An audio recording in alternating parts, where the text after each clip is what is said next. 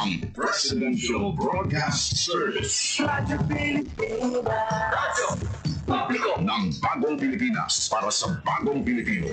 Naghahatid ng mahalagang balita at impormasyon na uugnay ng pamahalaan sa sambayanan. Tulay sa himpapawid ng serbisyo publiko. Radyo Pilipinas. Radyo Publiko. Ang boses ng Pangulo sa Iloilo. Radyo Pilipinas. 585 AM. Sa Radyo Pilipinas, alas 2:01 sa hapon. Mga labing ulihing nga hitabo, hibaluon, mga hangka at pagbangon, mga bagay nga importante, aton ginahalungan, aton ginabantayan. Ululupod kita sa Bantay Banwa, Bantay Banwa. Ang programa na magagawin sa inyo sa labing ulihing nga balita, mga panugyan o kampanya para sa kayuhan sang tanan. Ikaw, ako, kita, Bantay Banwa.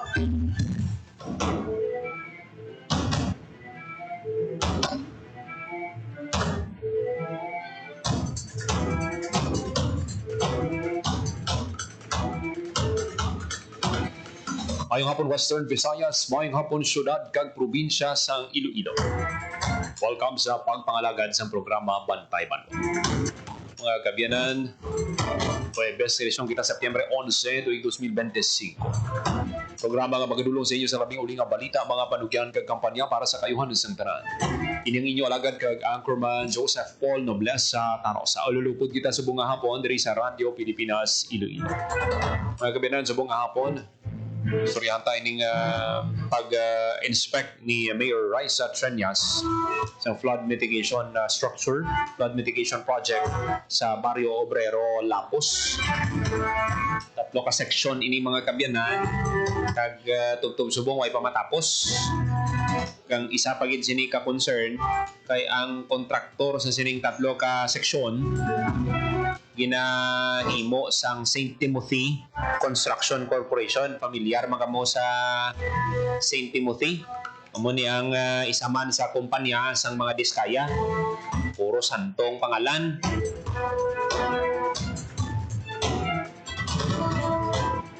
Ang balor sang proyekto more or less 400 million. 645 lineal meters ini. Pero ang ginakadismaya sang alkalde, Mayor Raisa Treñas, kaya ang ini nga proyekto, suno sa iya, ang request lang kung tani, seawall. Pero, ang ginubra, lain. Hindi man gani kinanglan sang access road, di wala man natululutsan, suno sa iya. So muna ang ginalantaw niya gani tani sa iba na lang lugar kung diin gidya bala masami ang dako gidya bala ang problema. Di seawall lang ang ginapangayo dire sa mga pumuluyo. Di suno gani siya wala gani man sang konsultasyon. Ipabati naton sa inyo no pila sa mga pagpahayag karon sang aton nga alkalde Mayor Raisa Treñas. Di tani paguntatan ang ini nga mga proyekto. Kag ang isa pa gid kay ati ang St. Timothy, ginapanag-iyahan sang mga diskaya. Te kung nadumduman nyo, gin-revoke ni sang PICAB ang license sang mga diskaya. Ang siyam nila ka kumpanya. Titub-tub subo nga ang naga-ubra pa sila sang project. Te gusto maklaruhan sang alkalde, ano gid bala ang dapat sini? Padayuno nila ang proyekto, mayon dapat may ma-take over bala. Ano ang proseso? Nami sinitani mapatag ang Department of Public Works and Highways galing kay do sinong bago-da nila nga district engineer si Pakanan gyapon. Nami tani ang taga DPWH magpatag man bala sa sining mga issue bala.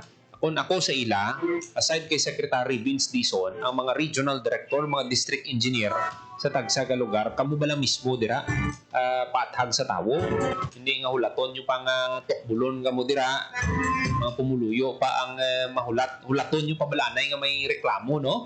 What if abi, suggestion man lang ning aton, no? What if abi mga district engineers dira, no? Hindi lang na diri sa aton sa Western Visayas. Kundi sa bugos ng Pilipinas, kamo mismo i-update niyo ang mga pumuluyo. Iti, kung nagapati kamo sa panawagan sa presidente nga transparency and accountability, kamo mismo ang o himuon nyo, i-update nyo mga pumuluyo sa amo ni nga lugar. Okay, isa-isahon mo. Explain mo dira sa pumuluyo. Amo ni ang sakop sang aton nga distrito, sang District Engineering Office. Amo ni nga mga lugar, may mga flood control project kita, flood control lang anay kita. May ilang anay yung mga flyover, o kung mga flyover, dira nga wala matapos, mga dalan nga wala bala matapos, nga di tumbayaan. Unahon talang anay yung flood control. Kaya nga, tig-ululan subong, pero damo ang ginabaha ang lugar. Bisan nga may flood control project. Dapat timuon sa mga taga-DPWH ni explain nila sa pumuluyo nga amo ni sa amo ni nga lugar kamo explain gamiton yung social media bla taling kiti do namin ni suggest kay Secretary Dison balanta masako si Secretary subong damo daan sang problema ginano niya ginsalo niya amo na tani no suggestion man lang naton para nga makita bala sa mga pumuluyo. Hindi nga hulaton nyo anay nga may reklamo, sa amo ni nga project ko. Pag magpatag ka mo, mas mayo ka mo patag. Lain nabing impact kung kamo mismo ang nag-explain sa tao. Kamo mismo, kaya mas kabisado nyo ang mga proyekto.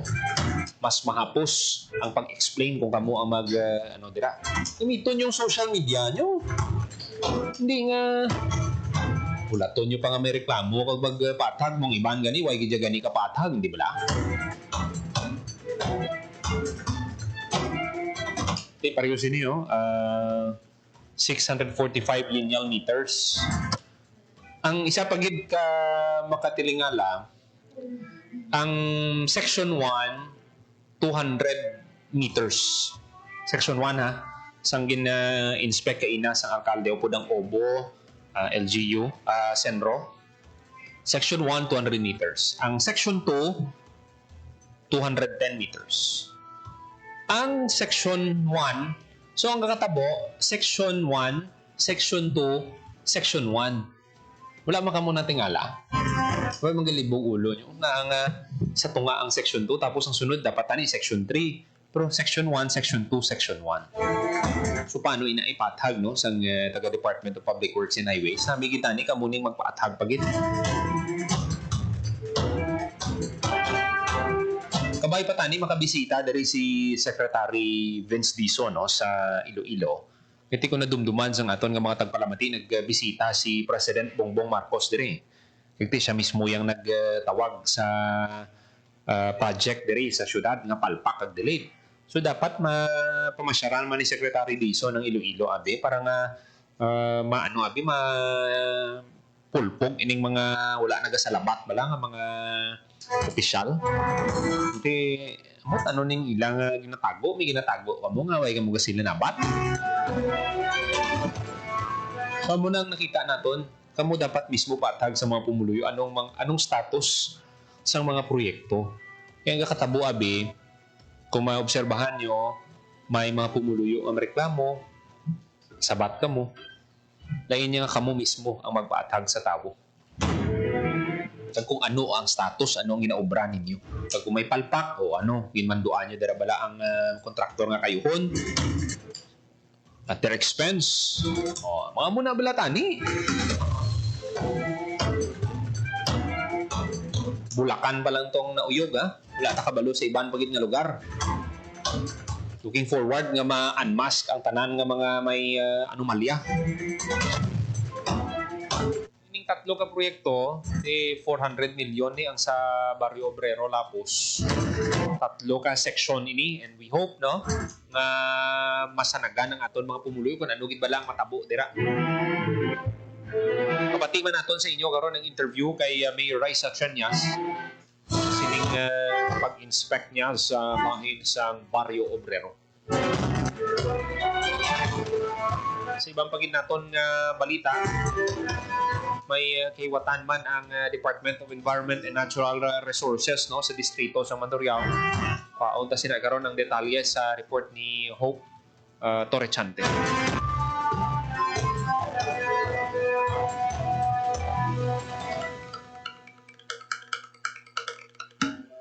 Okay, may meeting si Mayor Raisa Laban-Labani after sa inspection amo ni Guro Kina no ang meeting niya with the principals. Di ba sa pag-courtesy call sa Radyo Pilipinas, bago na daang principal sang City High. Bay patani nga pauntang detalye no sa sining meeting ni Mayor Treñas sa mga principal sa syudad. Pauntang detalye sa balita ni Janelle Baclay. Radyo Pilipinas. Radyo Pilipinas. Report. O lagod ma-address pa ang mga kaso kag insidente sa street fights, vandalism nga ginakuha ulumiran sang pila ka mga minor de edad kag mga estudyante. Nagpatawag sang sinapol si Mayor Raisa Treñas kaupod sa mga school principals sa siyudad sang Iloilo, kaupod ang Iloilo City Police Office sa pagpamuno ni Colonel Kib Ligada kag ang aton siniya nga Posmo division no sang Iloilo City Government o kaning Public Order and Safety Management Office nga ginapamunuan ni retired Colonel Odarico Garbanzos. Ang tinutuyo si ni Paul na mapa-alerto kag mapangayo ang bulig sang ginpatawag nga mga opisyal para nga ti ipaidalom sa counseling, laygayan kag mamonitor ang anuman nga mga sahi sang kinagamo nga ginakaulomiran sa aton sinipila ka mga minor de edad kay ti uso sa nagdiligad nga mga sinimana ang rambol nga nagagaluntad sa pila ka mga areas no kag iban dira nag-viral sa mga videos nga sa diin may kalinagsanay kag daw kung kisa nagaka-threaten ang safety kag security sang pila naton ka makuturan kay nagakatabo ang ini nga mga kinagamo sa aton nga mga public places. So ginapanawagan sa aton sining alkalde nga mag-upod sa kausa sa pagbantay sa aton sining mga minor de edad na istoryahan ni ang pag-implement sang curfew, ang responsibilidad sa mga ginikanan, mga barangay officials kay nakipman ang sangguniang kabataan para magpatigayon sa community-based interventions na mahagan-hagan no ining mga ginamo nga ginakaulamiran sa mga gangs no pero hindi man tanan-tanan nga mga estudyante na din nagaka-involve kami mayara man mga out of school youth nga nagaka-involve kag ilinaway no sa pila naton ka mga lugar diri sa may syudad sang Iloilo na hisugtan man sang sining sinapol na ginpatawag ang pagpasangkad sang police visibility labi na kon kagab-ihon kay nakamuno sa nagligad si Colonel Garbanzos nga isa sa ila sining gusto nga ibalik kay kung kisa daw kalipatan na sang una may ara sing daw recorrida type no ang aton sining Iloilo City Police Office sa diin nga mag-curfew gani na may nagalibot na nga patrol sunod-sunod na nga mga patrol ang sang kada distrito nga nagaupod may ara sing sirena nga hagong kag may ara sing panawagan gidya sa mga barangay nga nagalibot ini sa tion sang curfew. So isa ina sa mga ginaka-consider nga opsyon sa naligad sa Posmo nga kung pwede ibalik nga may ara sing daw parada sa kagabihon nga ginaopdan sa aton sining kapulisan para maalerto ang pumuluyo nga magsunod sa aton siniya nga curfew Paul. Wala mo nel bisan nga amo ni ang mga kinaplano sang city government sang kapulisanta kung ang mga ginikanan mismo pabayaan sa ilang mga kabataan ti diragin nag-umpisa ang problema nel. So example sini Paul no aton sini nga mga esplanade bla no sa nagligad nga ginkurisan sang mga grupo nagin agaw atensyon no ang ining mga insidente sang vandalism nga nadiskubrihan sa pila naton ka mga areas ting esplanade na iya makabig na iya nga lalagawan sentro sa healthy lifestyle pero grabe nga mga kinurisay ang makit-an dira. So isa ina sa mga ginapangayuan gid sang bulig sa city government kung paano lagson ang mga responsable sa vandalism no kati ang ina nga mga lugar sa nagligad ginpapintahan na so naghipid na siya pero wala ta kapaloko na balikan ina subong kung ano ang sitwasyon di kaako ginang Posmo sini anong nalamon ng tawo namon kay do 20 lang kabilog tapos wala pa na sang gabi nga shifting so dako gid ang bulig sang mga barangay officials sa pag-deploy sa ilang mga tanod kag pagkilala sa kung sinong mga nagapanakop o kung nagalibot dira kag nagapang vandal sa pila ka mga public places naton ka mga pader na to diri sa syudad sang Iloilo Paul. Matanda man sila nil kay balaan nila kung diin ang may CCTV kag wala kay Hindi sila ma-identify. So, panghangkat gid para sa city government ini. Amo na gani nga suno sa kay Colonel Garbanzos no, dako gid ang bulig sang barangay officials kay posible gid nila matumod kag sila gid ang may poder nga maka-identify kung sino ang mga nag-ilistar sa ila siniya nga mga barangay no, para nga matumod nila, mabalaan nila kung kay sino bata ang amo sina. Pag nadakpan i-follow up kag sawayon gilayon kay hindi niya mahimo sang iba naton sini nga mga personnel. Halimbawa sa Public Order and Safety Management Office kaya hindi nila kilala, pero mga barangay officials sigurado nga ma-identify nila kung sino na ang mga kabataan, mga minor de edad, kaya sila mismo magpanaway sa mga kabataan hindi magwa kung oras na sang kagabihon, Paul. Okay. Nahal, madamo gid Amo ni Maduro na itong report para sa Bagong Pilipinas, Janelle Baclay, Radyo Pilipinas, Radyo Publiko. Madamo salamat, Janelle Baclay, sa report.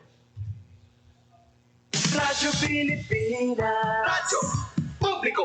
Radyo Pilipinas. Si President Ferdinand Marcos Jr. bago lang gid nga balita nag-issue sa Executive Order number 94 officially creating a fact-finding commission sa mga anomalya sa flood control project. So amo na ning ginahulat sang aton nga mga kauturan. In payag sang Malacañang, ang presidente would announce members of the commission very shortly following sa publication sa executive order. Sang kanday sino bala ining mga individual. Pero may gin-raise nga concern no, si Senator Alan na dapat ang ining mga hindi mga malakip sa independent commission dapat wala sang dagta gid kagti hindi nila paggamiton ng ining komisyon para nga maduso ang ilang mga plano sa 2028.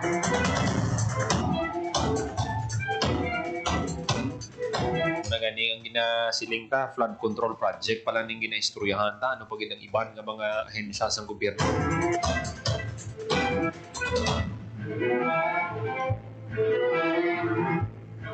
Sa nasiling na nato no naka-interview kita kay Mayor Raisa Treñas sa sining pagpadulong niya kay ina sa Barrio Obrero para i-check ang flood mitigation structure. So ipabati naton sa inyo no. Ining interview kay Mayor Raisa Treñas, anong iyang assessment, ano ba lang paglantaw niya sa project nga masiling naton na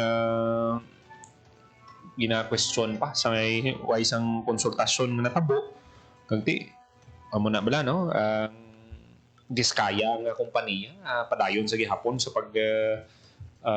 pag-engage sa sining negosyo apisar nga ti na-revoke na ang lisensya nila.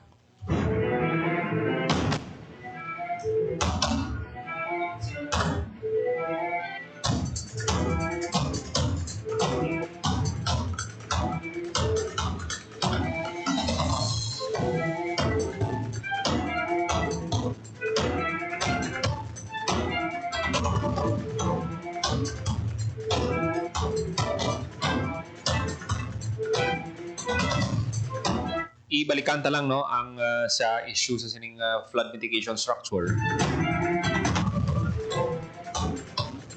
Ang Bacolod City Police Office nagatutok sa kaso nga pagpatay sa negosyante sa Bacolod City. Igo gito sa ulo nga daan ang naagom sang biktima nati nagresulta sa iyang kamatayon. Sunod kay BCPO Director Colonel Joristy Coronica na-identify sa kapulisan ang nagtiro patay sa biktima kag ginahibalo pa ang motibo. Target sa kapulisan nga madakpan ang suspect para matumod kung sino ang posible utok sa pagpatay sa sining biktima.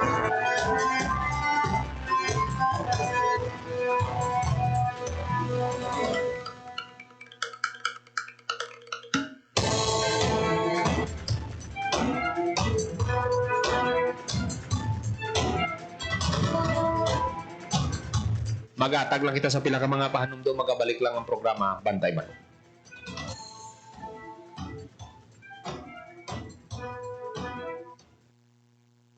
Time to celebrate kulturang Pinoy. Tradisyon, musika, sining, literatura, at iba pa. Anything and everything fun and Filipino. Ito ang Pinoy Kultura.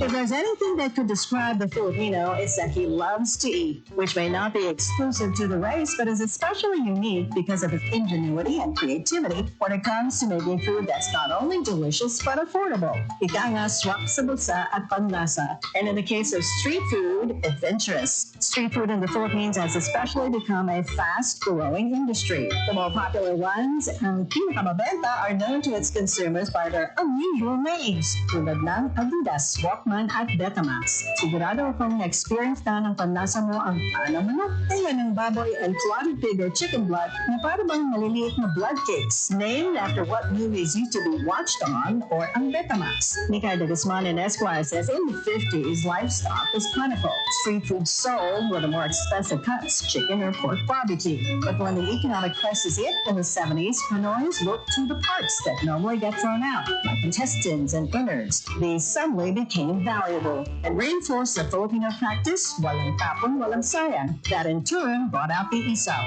a word that came from sausawan, where you dip the isaw. But that's just three of a variety of street food. There's even a day-old chick boiled or fried, and these days, chicken skin. Found more often near bus stops, markets, or workplaces where an ordinary person can grab a quick snack for less than 10 pesos. Ano man ito, banana cue, kamote cue, turon man, quick, or pakulining. In these times of frugality and austerity, laman-tiyan siya ng Pilipino at ng kanyang kultura. Yan ang Pinoy kultura because our culture is cool.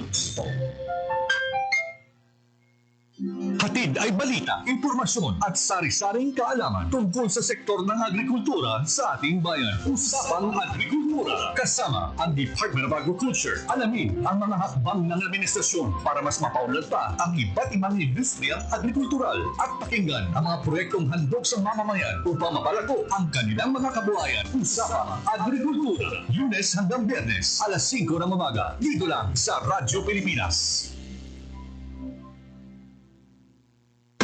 Time to celebrate kulturang Pinoy. Tradisyon, musika, sining, literatura, at iba pa. Anything and everything fun and Filipino. Ito ang Pinoy kultura.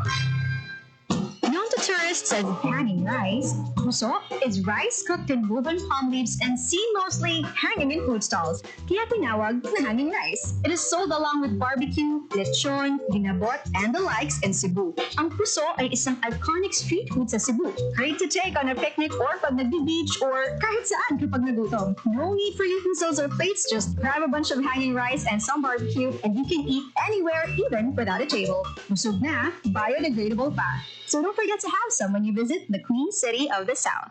Yan ang Pinoy kultura because our culture is cool. This is a public service announcement. Discipline is the key. Umiwas sa aksidente sa daan. Ang pagmamaneho ay may kaakibat na responsibilidad. Hindi basta mapaandar lang ang sasakyan. Kilatisin ang sarili, ang kahandaan sa manibela. Siguruhin inyong konsentrasyon ay hindi magagambala. Importante rin na ating laging isipin. Init ng ulo ay huwag pairalin. Pagkus, kaligtasan ng lahat ang siyang dapat unahin. Isang mahalagang paalala mula sa Presidential Broadcast Service at Radyo Pilipinas, Radyo Publiko, 738.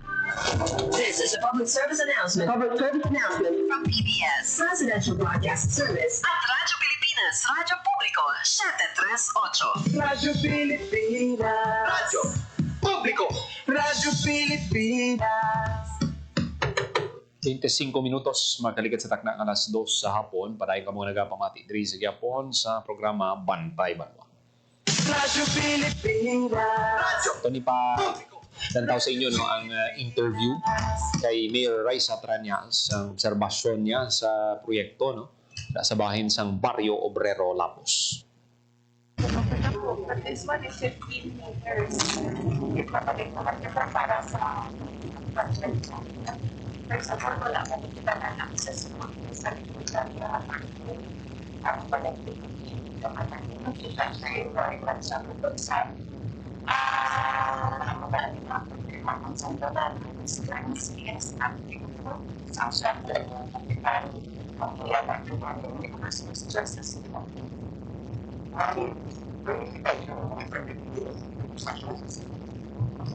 Siya lang ang first project yung sa pagkapunta sa loob. So, nakakuha na siya business permit. But ang consultation so ay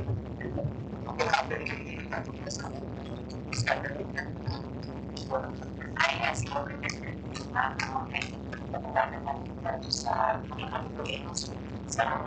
sa mga projects na pinakaipit na para sa mga pagkakas sa national at so, yung gano'n ako sa kanya. So, yes, yung mga nagpapakita sa guidance. And then, yung special level, i-follow-up lang natin para isa na lang they are under the project mas mayo na isa na kasi review sa mga permits calculated report dapat pumunta sa sila na sa dapat wala na nailangan na report natin na sila sige nasa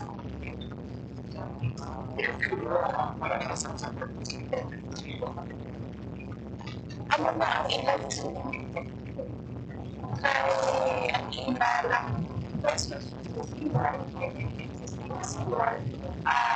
repairs ng ating applications sa system.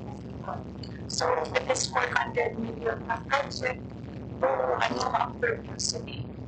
Ay naging 15 meters tapos 700,000 per linear meter hindi na gastos sa project. So, naging report siya ng first. Yes, I know. Hindi nag-rate ako sa first na at saka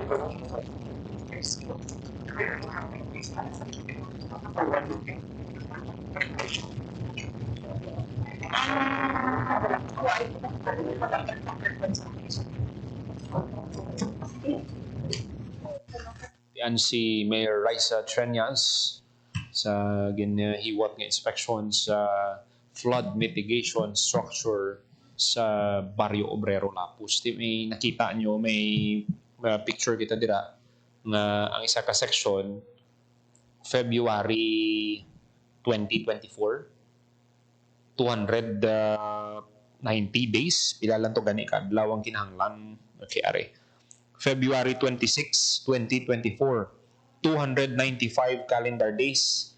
Ano na kita subong? Patapos na kita sa 2026 ang section 1 ang section 1 sa construction sa flood mitigation structure kag construction sang ang section 2 ni siya, ang section 2. Ang section 1 2025 di sige pang project. Dira mo makita ano na gani no. Di may mga nagasiling gani nga mga netizens nati basta gani project duway ka man sang i-expect nga on time matapos. Dapat kaksuntang amo na nga ginapensar sa tao sa aton. Nanti ang ginapinsar nila yan pag government project, given na yung delay. Naiop makita ini ni Secretary Dizon ng ini nga mga challenges. No? Paano i-resolve, paano kayuhon, para nanti mabalik man ang pagsalig sa mga pumuluyo. Sa tutuon lang init ng ulo sa mga pumuluyo na to. Muna nga ti, nag-issue man si Secretary Dizon nga ti suspend na yung paggamit ng uniform sa mga taga-DPWH. Kaya base lang silang pag-initan sa mga tao bla. Para man sa safety, isang mga nagkatrabaho gidya sa insakto.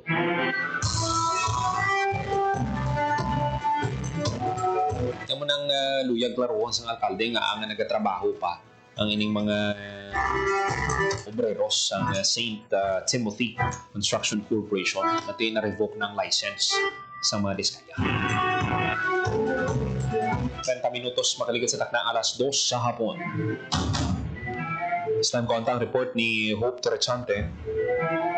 Update sa sining national conference sa mga Filipino foresters sa distrito sa Mandurriao. Radyo Pilipinas. Radyo Pilipinas. Report. Hope Mayon.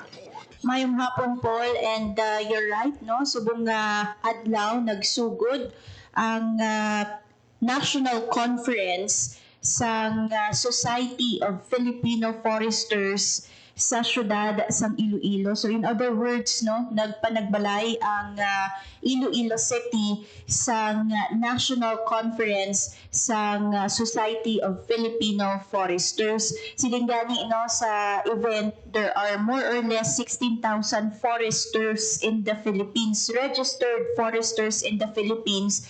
Kag kaina, Paul, no, around 2,000 or in other words, libo-libo ka mga foresters sa pungsod Pilipinas ang nagtambong sa sining National Conference. This is the second time, no, nga nagkiwat sa National Conference ang Society of Filipino Foresters. Hindi ni siya government institution, Paula, but this is a organization sa mga Filipino foresters sa of course sa pungsod Pilipinas. Kumbaga cause-oriented group sila, no, and they are campaigning for larger na forest cover sa pungsod Pilipinas. And in fact, no, ang kalabanan sa mga miyembro sa mga Society of Filipino Foresters, mga mga empleyado o kung mga opisyal sa Department of Environment and Natural Resources. And nakit na dira, no, ang Regional Executive Director mismo sa DENR Western Visayas, si Forester Raul Lurilia, no, nga nagtambong sa kahiwatan subong nga adlaw sa Iloilo Convention Center. So ang tema, no, sa ilang aktibidad, Paul, amo ang promoting wood self-sufficiency and biodiversity conservation. And speaking of biodiversity conservation, Paul, no, kainan na istoryahan to sa diin ang panay o kunang Western Visayas, puluyan, no, sa mga endangered species. So that is why importante nga mapangapinan ang natural habitats ng sininga mga kasapatan agud nga mapadamo man ang ilang populasyon diri sa aton sa Western Visayas. And kaina na istoryahan man, no, ang forest cover sa Western Visayas, and ano bala ka ang ideal na forest cover sa region. Although wala pa naton inaalabot, Paul, no, ang ideal forest cover sa Region 6, nevertheless, no, isa ang Western Visayas, particular ang probinsya sang Iloilo, sa mga naga-champion for green community, no, and gincommend na nila ang Iloilo Provincial Government kay very active, no, sa pag-promote sang greening programs para mapataas ang forest cover. In fact, sa fiesta ng kakahuyan sang nagligad nga semana sa Iloilo Provincial Government, na mention ni Iloilo Governor Arthur Defensor Jr. nga ang pinaka the best, no, nga flood control amo ang mga kakahuyan. So gin-highlight man ina, no, sa nangin press conference kaina sa mga Filipino foresters sa giniwat nga second national conference. So again, Paul, no, second ini kay ang first nila sa 2016 pa, no. So they're very happy nga mag-convene liwat, no, for another national conference, and the next nila nga national conference will be held naman sa Luzon. Kay Luzon, Visayas, Mindanao mo ang ilang nga target, no, sa ilang paghiwat sang ilang national conference. So Paul, ipabati nato, no, kaya gin-highlight dito kay syempre, no, isa sa mga hot topic sa subong ang issue sa baha, no. So para sa society, no, Filipino Foresters, isa sa mga miyembro nila, no, nagpahayag nga it's a shared responsibility. Hindi lang niya trabaho sa gobyerno, kundi even us, no, sa mga private, pwede gidya nga makakontribute sa paghaganhagan sa baha diri sa aton sa pungsod Pilipinas. Yari mamatiyanta, no, ang Filipino Society of Society of Filipino Foresters. Actually, hindi lang naman infrastructural approach. Mas maganda sa infrastructure is yung preventive, yung sinasabi na makasamahan ng foresters, is vegetative, meaning halaman, no? And unique cases ng Philippines, kaya prone tayo sa flooding. Kalahati ng Pilipinas, mountainous, kalahati, medyo lowlands yan, flatlands. Kalahati ng Pilipinas, forest land, meaning public forest. Kalahati is private land. So, ang responsibility to address flooding is hindi lamang nasa forest land, hindi lang mga public lands. If you imagine a landscape from the uppermost ridge to the lowest level, which is the reef, kaya ridge to reef, tawag doon landscape. Roughly, kalahati is public lands, kalahati is private land. So, malaki din ang role ng private landowner. Hindi lahat ay napatitigan natin responsibility ng government. As private citizens, especially if you live in a sloping area, dapat aware ka rin doon sa mga measures that you can take to make sure that the private land where you are staying is not contributing to soil erosion. So, nabatian, no, ang or Society of Filipino Forester miyembro, no, sang ilang mga heads or directors, no, sang society, and mention Paul, no, nga again half private land, half public land. So kumbaga bilang private land owner, ikaw man, no, dapat wala ka nag-contribute sa pagbaha or sa soil erosion, no, kaya hindi lang ini again, no, work sang gobyerno, but as shared responsibility sang tanan. Kumbaga everyone, no, involved sa siguro nga hilway sa baha ang aton nga komunidad. And again, highlight, no, ang reforestation, no, ang pananom sa mga puno sang kahoy sa aton nga mga kabukiran.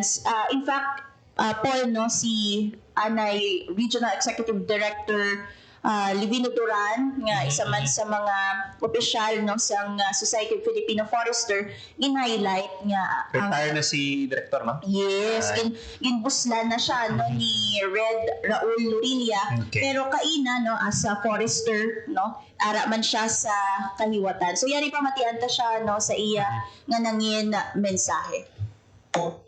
Wisdom Visayas. Mayroon naman sinasabi nito, mayroon naman sinasabi ng Big Five. Narinig ba natin yan? Yung Big Five species. Tayo lang po sa mga Pilipinas na magsabi na mayroon tayong Big Five species.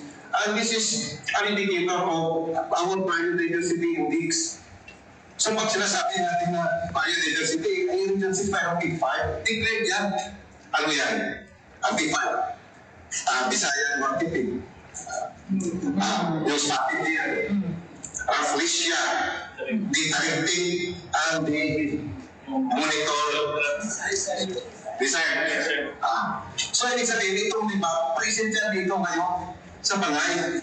Ano ito yung habitat na Central Panay Mountain Range? And it extends up to the Northwest Panay Peninsula Natural Park at doon sa areas ng Panay. So, ibig sabihin ito, pag tinitingnan natin, pag nawala yan, ibig sabihin yan, the biodiversity of our region as yan. Mawawala yan. Pero habang nandiyan yan, that's an indicator of our biodiversity. Yun. So, kumbaga gin-highlight, no, nga rich ang biodiversity sa island of Panay, no, especially ang area sa Central Panay Mountain Range nga habitat for the Big Five, no, ang Visayan Spotted Deer, no, ang tariktik, ang monitor lizard, no, Rafflesia. Kumbaga sila ang ginakabig nga the Big Five, kaga sila ang kumbaga simbolo nga ang area nga inapol, no, rich sa biodiversity, nga isa man sa tema sa ini nga kaliwatan, no, ang biodiversity conservation. So ang Central Panay Mountain Range sa karon, Paul, ang good news diriya, ginaduso na ini nga mangin protected area. And sila nga ni Anay Red Livino Duran, no, lapit na lang kag ma-declare na gid ini no nga protected area kay ti mga pinan ang ila nga natural habitat para masiguro or ma-conserve no ang rich biodiversity sang isla sang Panaypon. May inabi ang isa ka lugar kung ma-declare na protected area, may funding, dugang nga funding, kagti ang pag-enforce dira sang layi mas mapos para sa mga talatapan sa gobyerno. Yes.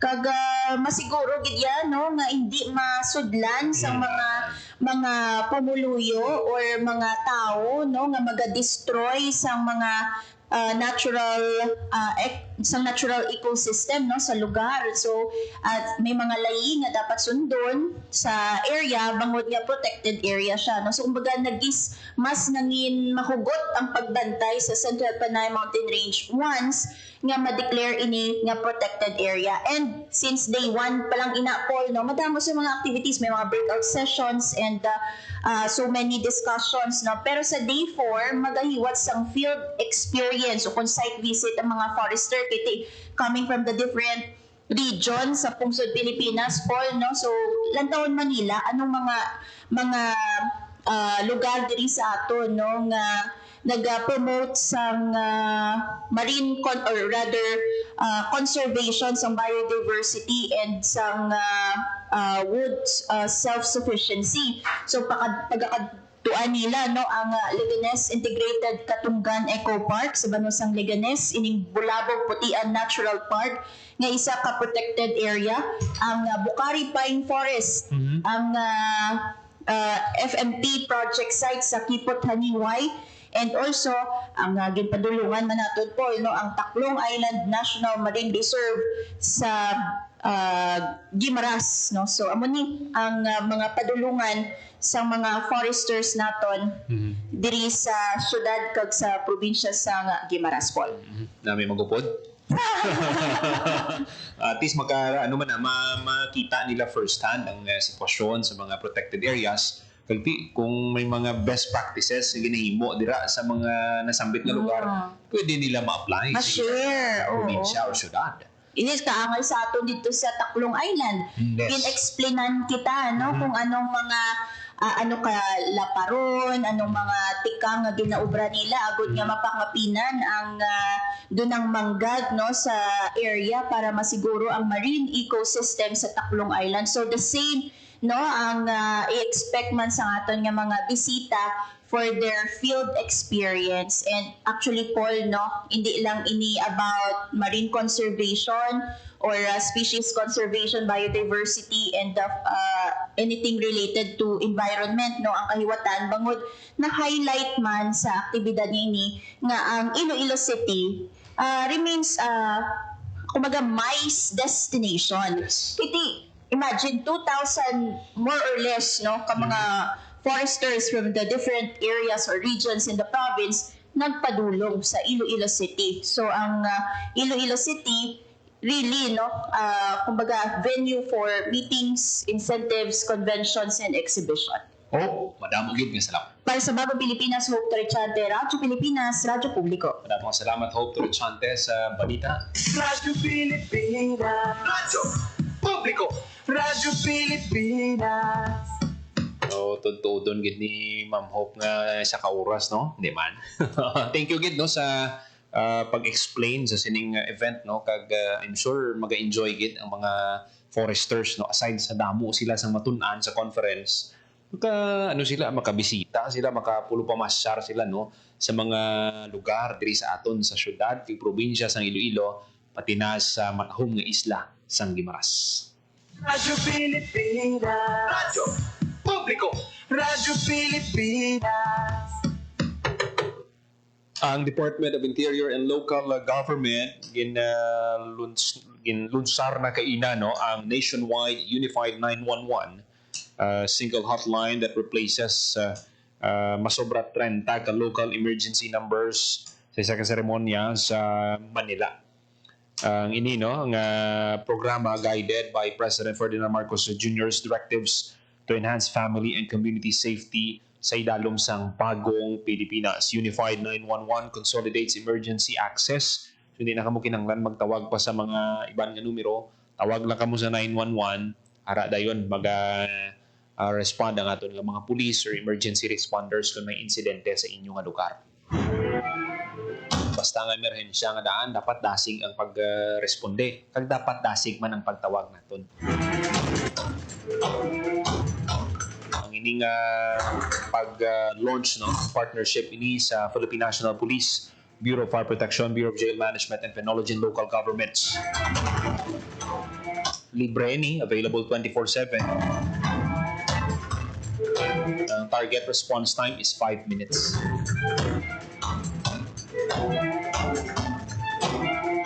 Ang Unified 911 is more than just a technical reform. It reflects the President's belief that public safety strengthens communities. Kita mismo na naka-witness kita kung paano magresponde ang pulis na to, no? Sang press con si Brigadier General Josefino Ligan, gintakos ang kahandaan sa kapulisan sa pag-respond sa area sang Boracay, area sang Kalibo, ang diri sa syudad sang Iloilo. Kag wala ganila bot 5 ka minutos nagka-responde ang aton nga PNP personnel. Dito nyo get ang 911, hindi lang mo mag-prank calls dira. Hindi nyo pagsaskuhan ang projects ng gobyerno. Kasi nagtuyong abuligan ka mo kung may emerhensya. Base ba lang ako mag-emerhensya sa inyo lugar, hindi na ka mo pag-respondihan. Kasi nangulango ka mo dira.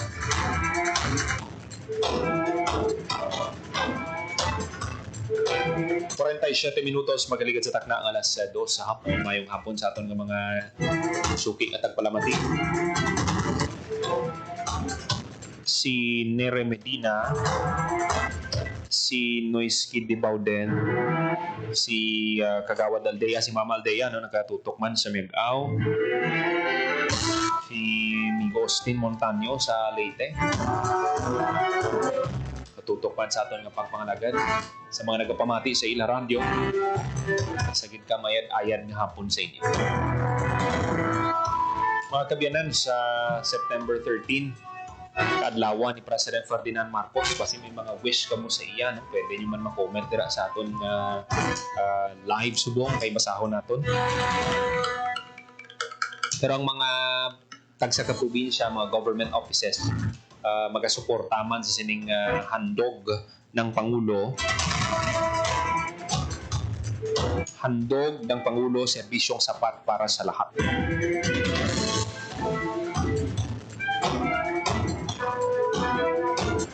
Sa probinsya sang Guimaras, may hiwaton nga pagbaligya sang 20 pesos rice project. Hiwaton ini sa Provincial Capital Grounds sa San Miguel, Jordan. Halin alas 8 sang aga tugtog alas 3 sang hapon sa September 13. Sa mga gusto magbakal, dalagi ka mo sang valid government ID kag eco bag o reusable container bilang suporta sa anti-plastic ordinance. 49 minutos makaligid sa takna ng alas 2 sa hapon. Radyo Pilipinas. Radyo Publiko. Radyo Pilipinas. Mga kabyanan ng iban pagit ng mga balita, patpato nato sa masunod ng edisyon sa programa Bantay Banwa.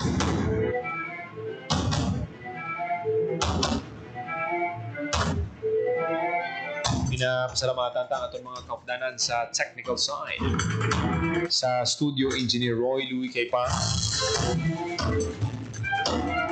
Sa transmitter Mr. Jeffrey Betita. Para sa Bagong Pilipinas, Joseph Paul Nobleza Tarosa, Radio Pilipinas, Radio Publiko. Ang inyong tulay sa himpapawid ng serbisyo publiko, ang Presidential Broadcast Service, Radio Pilipinas, Radio Publiko. Radyo Pilipinas. Radyo Publiko.